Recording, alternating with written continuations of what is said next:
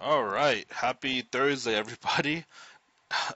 Going pretty sideways recently, but it does get boring.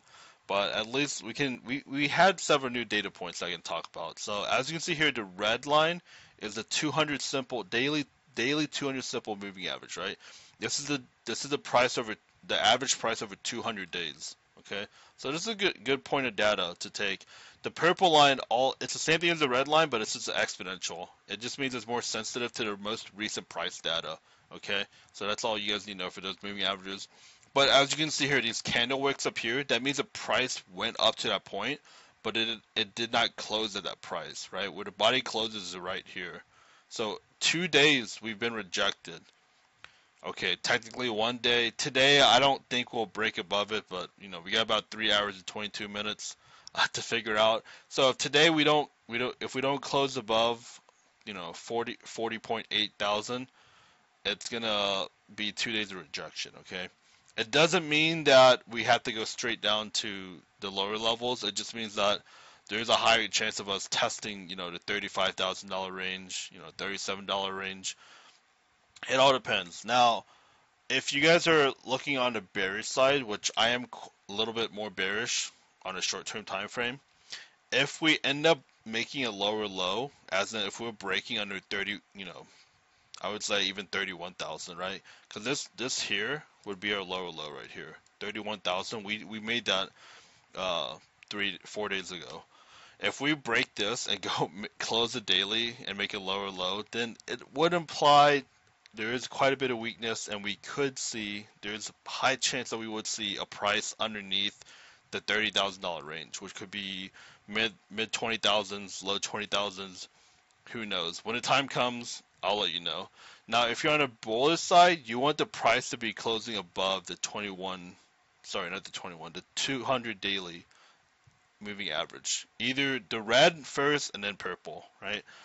One step at a time. So if you're bullish, you want us to see closing prices above the red line, the 200 daily moving average, and then eventually go to the purple.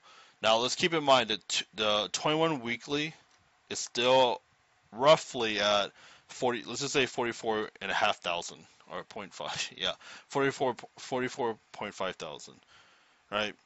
That one we're gonna have to keep an eye on, but generally it's okay if Bitcoin spends time underneath of it, and historically it has been a good time to buy underneath the 21 weekly moving average.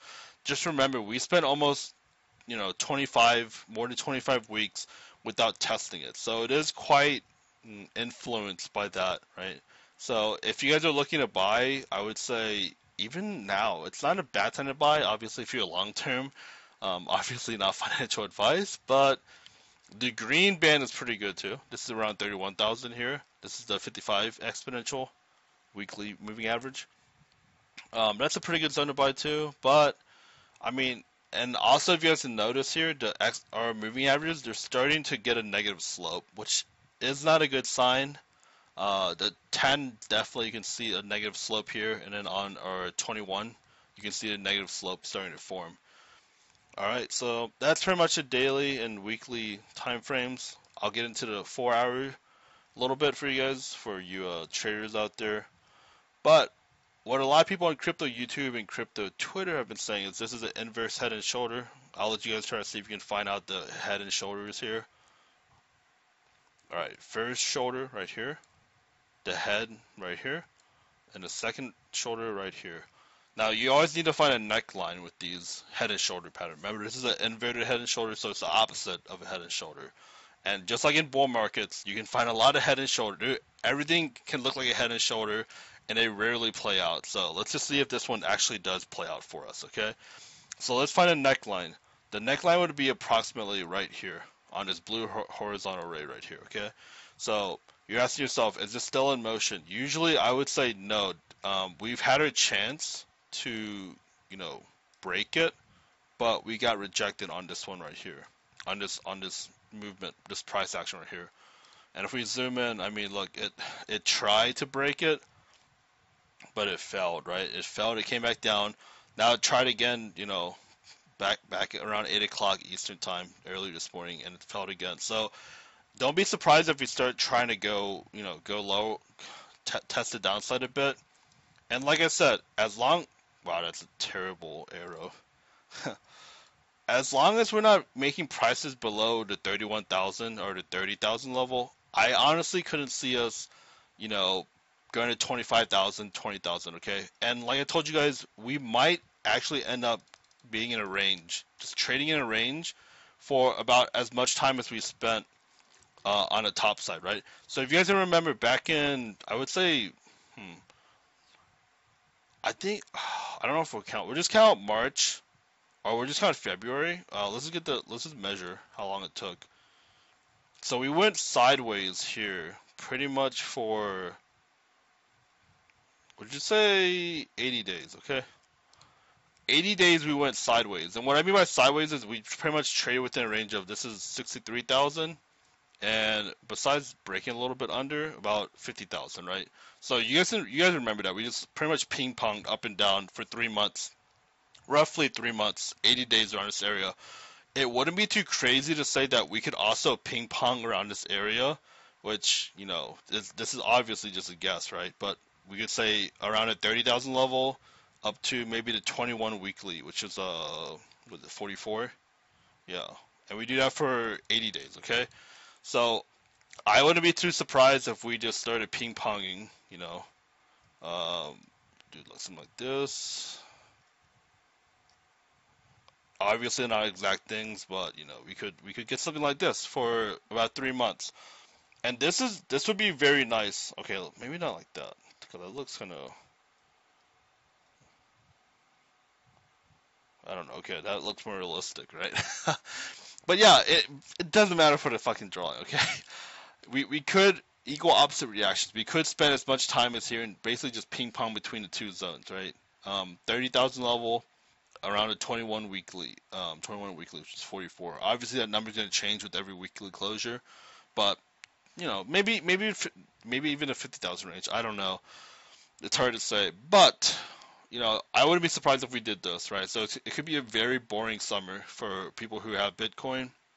If you have alts, if you remember last year, alts did very well during the summer when Bitcoin kind of just stalled out and went sideways. Okay, so keep that in mind. But yeah, don't get too disheartened. It's gonna be a boring market. Like I said, if you guys have sell orders on a 30,000 level, they could fill. As long as, like I said, as long as Bitcoin isn't doing anything crazy, uh, I expect Bitcoin just to like take a couple months off. Just consolidate, be slow, bore the fuck out of people. When the markets get boring, that's when usually it's a good sign, right? Because that means a lot of people aren't interested in it. There's not a lot of emotions in the market. So just keep that in mind. Also, RSI is quite low too, but as you can see, there's some resistance over here. So we'll see if we can break past this level. But yeah, the time to buy was definitely the lower 30s. But you guys might get another chance, and it possibly could happen. Like I said, we fell to break above this level here. The 40,000 level is quite a big resistance because if we go back, you can see over here, 40,000 did act as a resistance back in January. That's when we rally up here, then we kind of fell back down, and we went from 40,000 down to 29,000, about a 25% drop right here within 10 days or so, right? So don't freak out, but this level is going to take a while to break, and if it doesn't break, it's most likely going to try to test the downside. And we want to see it test the downside because what happens is if it is higher than these levels, then we get a higher low, which is pretty good, right?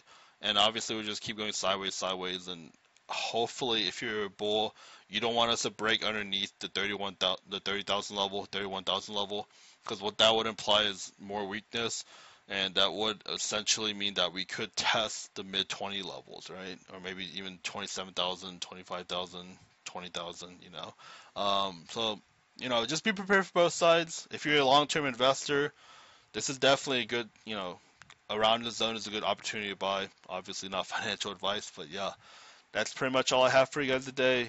Be safe out there. Don't make rash choices. Just if you're gonna make something stupid, just sleep on it, think about it. Don't run into it. But yeah, all right, it's a pleasure letting you guys take a look at my analysis, and I'll catch you guys later. All right, take care. Bye bye.